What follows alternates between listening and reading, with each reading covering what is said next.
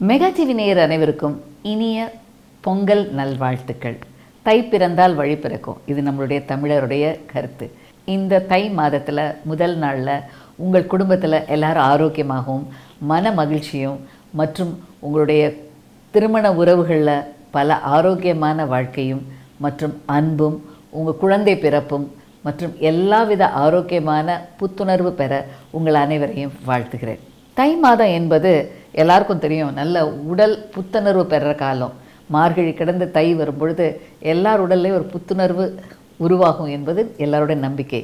இன்று எல்லா குடும்பங்கள், அதாவது ஒரு சாதாரண விவசாய குடும்பமாக இருக்கலாம், இல்லை பலதரப்பட்ட மக்களுக்கும் இது ஒரு சந்தோஷத்தை, அறுவடை காலம், இது ஒரு செழிப்பின் காலமாக உருவாகிற நாள். ஸோ இந்த நாளில் உங்கள் அனைவருக்கும் புதிய வாழ்க்கை நிறைய பேர் தொடங்குவாங்க, திருமண காரியங்கள் நடக்கும். உங்கள் புதிய வாழ்க்கையில் எல்லாரும் சந்தோஷம் மலரட்டும். உங்கள் புதிய வாழ்க்கை திருமண உறவுகளில் இருக்கிறவர்களுக்கு அன்பும் உறவும் பெருகட்டும். குழந்தை பேர் பலரும் பெறட்டும். இன்று குழந்தை சிகிச்சை நிபுணராக உங்கள் அனைவருடைய வாழ்க்கையிலும் குழந்தை பேர் பெற, ஆரோக்கியமான வாழ்வு பெற, குடும்ப உறவுகளில் அன்பும் நேசம் பெருக உங்கள் அனைவருக்கும் வாழ்த்துகிறோம். ஸோ இந்த நாளில் நம்ம செழிப்புன்னு சொல்லி பேசுகிறோம். குழந்தை பிறப்புங்கிறது ஒரு செழிப்பாக கருதுகிறோம். பெண்களின் ஆரோக்கியம் ரொம்ப முக்கியமான ஒன்று, அதுதான் ஒரு குடும்பத்தின் செழிப்பு. ஸோ ஒவ்வொரு குடும்பத்திலையும் இந்த நிகழ்ச்சியை காண்கிற எல்லாருக்கும் இவை அனைத்தும் பெற சில வழிமுறைகளை, சில டிப்ஸ் இன்றைக்கி நான் உங்களுக்கு சொல்கிறேன். இந்த பொங்கல் நாளில் எல்லார் வீட்லேயும் நல்ல ஒரு பொங்கல் நம்ம வைக்கிறோம். காலையில் 5 மணியில் அழகாக எழும்பி கோலம் போடுவாங்க. இந்த கோலம் போடுறது பெண்களுக்கு பலவிதமான பெஸ்ட் எக்ஸசைஸ். எஸ்பெஷலி உங்களோட பெல்விஸ், உங்களுடைய இடுப்பின் பகுதி குறைவுக்கு இந்த கோலம் போடுறதுங்கிறது ஒரு அருமையான உடற்பயிற்சி. காலையில் அதிகாலையில் எழுந்தி உங்கள் உடற்பயிற்சிக்கு அடிப்படையான இந்த கோலம் போடுறது ரொம்ப அருமையான ஒன்று. ரெண்டாவது, எல்லாரும் வீட்டு வாசலில் என்ன வைக்கிறீங்க? பொங்கல் வைக்கிறீங்க. பொங்கல் என்ன வைக்கிறோம்? புது பானையில் புது அரிசி. இன்று தான் புதுசாக வந்த புது அரிசியில் வெல்லம், தேவைன்னா சில நேரம் கருப்பட்டி, புது கருப்பட்டி மற்றும் அதில் முந்திரி, ஏலை மற்றும் கிறிஸ்மஸ் பழம், இந்த மாதிரியான பல விதமான நிறைய ஸ்வீட்ஸ் போடுறீங்க. ஈவன் சிலர் வீட்டில் நிறைய ஃப்ரூட்ஸ் கூட போடுறாங்க. ஸோ இந்த வகையில் இந்த புது பொங்கலில் பலவிதமான உணர்வுகளுக்கு நல்ல விதங்கள் இருக்குது. புது அரிசியில் உணவு கொள்ளும் பொழுது உங்கள் உடலும் மனமும் ஆரோக்கியமாக இருக்குது.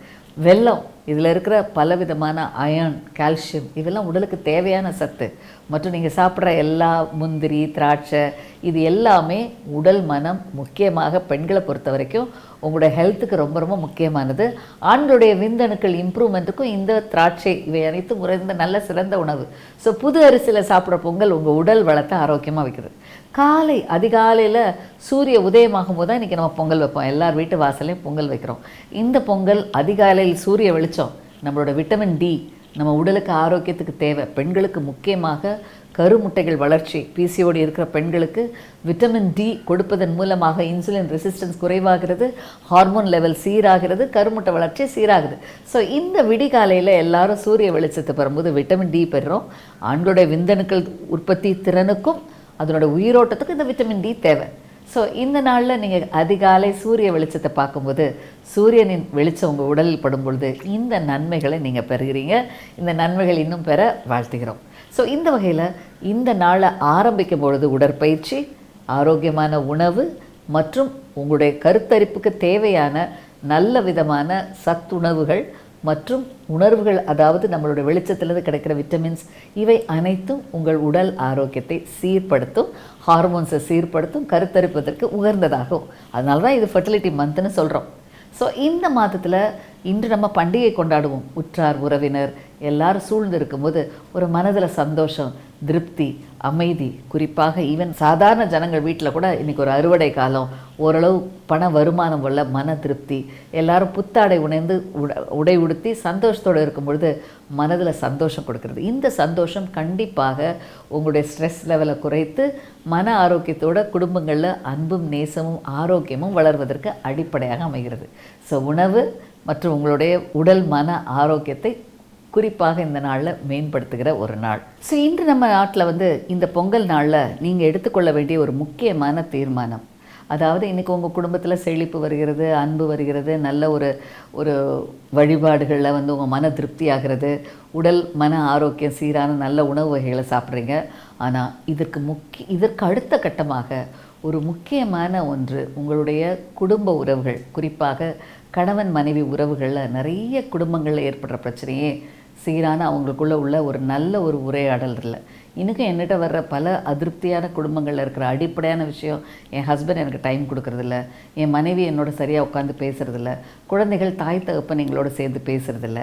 ஸோ இந்த நாளில் இந்த குடும்ப நிகழ்வுகளில் நீங்கள் இந்த பொங்கல் தினத்தில் நீங்கள் குடும்பம் அனைவருமாக எடுத்துக்கொள்ள வேண்டிய தீர்மானம், வருகிற ஆண்டில் உங்கள் குடும்பத்தோடு கண்டிப்பாக ஒன்றாக இணைந்து 1 மணி நேரமாவது ஒரு உணவாவது ஒன்றா சாப்பிடுவோம். ஒன்றாக 1 மணி நேரம் உங்களோட செல்ஃபோன் கேட்ஜெட்ஸை எடுத்து வைத்து விட்டு குடும்பங்களோடு பேசுவோம், மனைவியோட பேசுவோம், குழந்தைகளோட பேசுவோம், அவங்க பேசுகிறத கேட்போம், அவங்களுடைய சொல்களுக்கு முக்கியத்துவம் கொடுப்போம். இந்த நிலை நீங்கள் கொடுக்கும் பொழுது கணவன் மனைவி உறவு மேம்படும், குடும்ப அமைதிகள் மேம்படும், உங்கள் குடும்பத்தில் ஐக்கியம் ஒட்டுறவு இன்னும் அதிகமாகும். இதுவே ஒரு மன திருப்தியும் சந்தோஷத்தை கொடுக்கும். குறிப்பாக கணவன் மனைவி உறவுகள் மேம்படும் போது கருத்தரிப்பதற்கான வாய்ப்பும் அதிகம். ஏன்னா தை மாதத்தில் தான் நிறைய பேர் மார்கழி மாதத்தில் ட்ரீட்மெண்ட்டுக்கே வரமாட்டாங்க. எங்களுடைய ஃபர்டிலிட்டி ட்ரீட்மெண்ட் டாக்டர் மார்கழி நல்ல மாதம் இல்லைம்பாங்க. ஆனால் இந்த தை மாதம் கண்டிப்பாக அருமையான மாதம். இந்த மாதத்தில் உங்களை கருத்தரிப்பதற்கு இந்த உறவு முறைகளை மேம்படுத்துனீங்கன்னா மன அமைதி, மன அழுத்தம் குறைவாகும் மற்றும் கருத்தரிப்பதற்கான வாய்ப்புகளும் அதிகமாகும். ஸோ இந்த நாளில் இவை அனைத்தையும் நீங்கள் உங்களுடைய முக்கியமான ஒரு முடிவாக இந்த தை மாதம் முதல் நாளில் உங்களுடைய முக்கியமான ஒரு தீர்மானமாக எடுத்துக்கொள்ளுங்கள். இது உங்கள் குடும்ப உறவையும் கணவன் மனைவி உறவையும் அதனால் கருத்தரிப்பதற்கான வாய்ப்புகளையும் அதிகப்படுத்தும். ஸோ இந்த நாளில் இன்னும் நான் பெண்களை அதிகமாக பாதிக்கிற ஒரு விஷயம் PCOS. இன்றைக்கி 60% பெண்களுக்கு PCOS இருக்கிறது. இதுதான் இன்றைக்கி குழந்தையின்மைக்கான முக்கியமான காரணமாக பார்க்குறேன். கிட்டத்தட்ட 31 வருடமாக பலவிதமான PCOS பார்த்துருக்கேன். இந்த PCOD பெண்களுக்குள்ள முக்கியமான நம்பிக்கையே அடிப்படையான இந்த விஷயத்தை சரி செய்யும் பொழுது இயற்கையிலே கருத்தரிப்பதற்கு வாய்ப்புகள் கண்டிப்பாக உண்டு. PCOD பெண்களுக்கு நவீன சிகிச்சை முறைகள் என்பது தேவையே இல்லை. ஆனால் இந்த PCODயை சரி செய்வது எப்படி? ஸோ இதை பார்க்குற பெண்களுக்கு நான் ஒரு 5 டிப்ஸ் நான் கொடுக்குறேன். ஃபஸ்ட்டு முக்கியமான விஷயம், உங்கள் பெண் குழந்தைகள் 18 வயதை கடக்கும் பொழுது இர்ரெகுலராக பீரியட்ஸ் வருதுன்னா அப்பொழுதே இதற்கான காரணத்தை பார்த்து அதனை சரி செய்வதற்கான அடிப்படையான ஹார்மோன்ஸை ஸ்டெபிலைஸ் பண்ணுங்கள். அதற்கு உங்களுடைய உடல் ரீதியான லைஃப் ஸ்டைல் மாடிஃபிகேஷன்ஸ், உணவு பழக்க வழக்க முறைகள், உடற்பயிற்சி மற்றும் மன அழுத்த குறைவு மற்றும் தூக்கம், இந்த விஷயங்களில் கவனம் செலுத்துங்க. கண்டிப்பாக உங்கள் பெண் குழந்தைகளுக்கு ஒரு 18 வயது ஆகும் பொழுதே கண்டிப்பாக உடற்பயிற்சியின் முக்கியத்துவத்தை சொல்லுங்கள். Daily 1 hour active work outs பண்ண சொல்லுங்கள். ரெண்டாவது, ஏன்னா பல தாய்மார்கள் படிக்கிற குழந்தைய பொண்ணை டிஸ்டர்ப் பண்ணக்கூடாது, அவங்க படிச்சுட்டு இருக்காங்க, பைக்கில் போவாங்க, கொண்டு போய் விடுவாங்க, எந்த எக்ஸசைஸும் இருக்கிறதில்ல. ஸோ கண்டிப்பாக உடற்பயிற்சி அவசியத்தை, முக்கியத்துவத்தை பிள்ளைங்களுக்கு ஆரம்ப நிலையிலேருந்து சொல்லிக் கொடுங்க. ரெண்டாவது, உணவு பழக்க வழக்க முறைகள். இன்று அதிகரித்து வருகிற பலவிதமான outside food, junk food, process food, preserve food, அதிக கேலரி இருக்கிற பர்கர்ஸ், பீஸா, இவை அனைத்தும் கட்டுப்பாடுக்குள்ளே வைக்கணும். ஏன்னா இன்றும் வேலைக்கு போகிற பல பெண்களும் பல தாய்மார்களும் குழந்தைங்களுக்கு கேட்ட உடனே கொடுக்குறாங்க. ஏன்னா அவங்களுக்கு ஒரு கில்ட் இருக்குது, நம்மளால் செஞ்சு கொடுக்க முடியல, நம்ம குழந்தை ஆசைப்படுது அப்படின்ற எண்ணங்கள் எல்லா தாய்மாருக்கு இருக்குது. ஈவன் என்னுடைய ஒரு டாக்டராக இருந்த எனக்கே இருக்கிறது. ஸோ இந்த சூழ்நிலையில் நீங்கள் உங்கள் குழந்தைகளுக்கு நல்ல ஒரு ஆரோக்கியமான உணவு முறைகள் பழக்க வழக்கத்தை முக்கியமாக கருத்தில் சொல்லணும். இது இரண்டாவது. கண்டிப்பாக ஃபர்டிலிட்டிக்கு இது ஒரு முக்கியமான ஒன்று.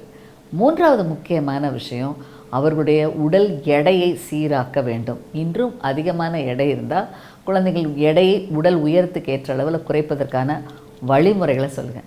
நான்காவது, தூக்கம். குறைந்தது 7 மணி நேரம் தூங்கணும். அதுவும் நைட் 11 மணிலேருந்து காலை வரைக்கும் தூங்குவது தான் சிறந்த ஒரு பயிற்சி அப்படிங்கிறத பெண் குழந்தைகளுக்கு குறிப்பாக சொல்லிக் கொடுங்க. இது ரொம்ப ரொம்ப முக்கியம். அடுத்து, அவர்களுடைய முக்கியமான மனநிலை. பல பெண் குழந்தைகள் ஒர்க் பண்ணுறவங்க எல்லாருக்கும் இருக்கிற முக்கியமான விஷயம் ஸ்ட்ரெஸ், டென்ஷன் அப்படின்ற தவறான கருத்து. எப்படி இதை ஓவர் கம் பண்ணுறதுக்கு, இதற்கு நல்ல ஒரு கம்யூனிகேஷன், நல்ல ஒரு ஸ்பிரிச்சுவாலிட்டி மற்றும் நல்ல ஒரு மன அழுத்தல மெடிடேஷன், யோகா, இவற்றினை அவர்கள் வாழ்க்கையில் சொல்லிக் கொடுங்க. ஸ்ட்ரெஸ்ன்ற காரணத்தினால புகைப்பழக்கம், மது பழக்கம், தேவையில்லாத போதை பழக்கம், தேவையில்லாத உறவுகள், தேவையில்லாமல் டைம் வேஸ்ட் பண்ணுற விஷயங்கள், இவற்றினை மாற்றுவதற்கான வழிமுறைகளை வழி நடத்துங்க. இதன் மூலமாக இந்த 5 விஷயத்தை இன்று நீங்கள் ஒரு முடிவாக தீர்மானமாக எடுத்துக்கொள்ளுங்க. இவை உங்கள் மன ஆரோக்கியம், உடல் ஆரோக்கியம், உடல் எடை மற்றும் அவங்களுடைய உடலில் இருக்கிற எல்லா விதமான ஹார்மோன் இம்பேலன்ஸை சீர்படுத்தும். இதன் மூலமாக இந்த புதிய மாதத்தில், இந்த தை மாதத்தில் உங்களுடைய வாழ்க்கையில் எல்லாவித ஆரோக்கியம், மன அமைதி, குடும்ப உறவுகள் மேம்பாடு மற்றும் கருத்தரிப்பதற்கான வாய்ப்பு இவற்றை கண்டிப்பாக இம்ப்ரூவ் பண்ணும் பொழுது குழந்தை பேறு என்பது உங்கள் வாழ்க்கையில் இந்த தை மாதத்தில் ஒவ்வொரு வீட்டிலும் ஒரு தேவதை பிறக்க நான் வாழ்த்துகிறேன். ஸோ இந்த தைப்பொங்கல் நாளில் உங்கள் அனைவருக்கும் ஒரு சின்ன விதமான வேண்டுகோள். குறிப்பாக குழந்தைக்காக காத்திருப்பவங்களே, குழந்தையின்மையின் பாதிக்கப்பட்டவங்களே, உங்கள் அனைவருக்கும் நான் சொல்கிற விஷயம், குழந்தை பேறு கண்டிப்பாக முடியும். உங்கள் வீட்டில் ஒவ்வொரு வீட்லேயும் தேவதை பிறப்பாள். குழந்தை இன்மை என்பது குறையே அல்ல. இதற்கு தீர்வு இருக்குது. பலவிதமான சிகிச்சை முறைகள் இருக்குது. எளிமையான முறையிலிருந்து நவீன சிகிச்சைகளில் கண்டிப்பாக குழந்தை பேரை பெற முடியும். வயது கூடினதே என்று வருத்தப்படாதீங்க. விரைவில் சென்று நல்ல தகுதி பெற்ற மருத்துவரை காணுங்க. குழந்தை பேர் கண்டிப்பாக பெறுவீங்க. ரெண்டாவது, புதியதாக திருமணம் செய்கிற திருமண உறவுகளில் கணவன் மனைவி இருவரும் ஈருடல் ஓர் உயிராக எல்லாவற்றையும் சிந்திங்க, செயல்படுங்க. பேசுகிற வார்த்தைகள், எண்ணுகிற சிந்தனைகள் இவை நம்ம பார்ட்னருக்கு அன்பை கொடுக்குமா, நேசத்தை கொடுக்குமா என்று ஒவ்வொருவரும், 2 பேரும், பெண்களானாலும் ஆண்களானாலும் இருவரும் இதை பற்றி யோசிங்க. உங்களுடைய குடும்ப உறவுகள் மேம்படும், அன்பும் ஐக்கியமும் அதிகப்படும், தேவையில்லாத டிவோர்ஸஸ் குறையும், குழந்தை பேறு பெறுவதற்கான வாய்ப்பும் அதிகமாகும். மூன்றாவது, திருமணத்தை தேடும் பெற்றோர்களே, நீங்கள் உங்கள் குழந்தைகளுக்கு ஆதரவை கொடுங்க. தேவையில்லாத மன அழுத்தத்தை கொடுக்காதீங்க. பல நேரங்களில் அவர்களுடைய பார்ட்னரை தேடுவதற்கு அவர்களுக்கு ரைட்ஸ் கொடுங்க, இண்டிபெண்டன்ஸ் கொடுங்க. அதற்கான தெளிவான அவர்களுக்கு ஒரு நம்பிக்கையும் கொடுங்க. தேவையில்லாத மன அழுத்தத்தை கொடுக்காதீங்க. ஆதரவை கொடுத்து அவங்கள அங்கீகரிங்க. இதன் மூலமாக உங்கள் திருமண உறவுகளும் மேம்படும். உங்களுடைய திருமணத்துக்கு நீங்கள் சூஸ் பண்ணுற பார்ட்னர்ஸ் எல்லா விஷயங்களும் சீராக அமையும். ஸோ இந்த தை மாதத்தில் உங்கள் அனைவருக்கும் உங்கள் வீட்டில் பொங்கலோ பொங்கல் என்று பொங்கல் சிறப்பாக வரட்டும். குடும்ப நலம் பொங்கட்டும், உடல் நலம் பொங்கட்டும், மனநலம் மேன்மைப்படட்டும், குடும்ப உறவு பொங்கலோ பொங்கல் என்று செழிப்பாகட்டும் என்று வாழ்த்துகிறேன். நேயர்களே, உங்கள் பிரச்சனைகள், சந்தேகங்கள் எதுவானாலும் எழுதுங்கள். மகளிர் நலம் மெகா டிவி. உங்கள் கேள்விக்கான விடைகளை வருகிற நிகழ்ச்சியில் காணலாம். இந்த நிகழ்ச்சியின் முடிவில் ஒரு தொலைபேசி எண் வரும். அதற்கு உங்கள் சந்தேகங்களை கடிதம் மூலமாகவும், இமெயில் மூலமாக, யூடியூப் மூலமாக விளக்கங்களை பெற்றுக்கொள்ளலாம். பாலியல் பிரச்சனைகளுக்கு தொடர்பு கொள்ள வேண்டிய எண் 9841266666. பெண்களுக்கான பிரச்சனைகளுக்கு 9500011696 மற்றும் 9150075236 தொடர்பு கொள்ளவும்.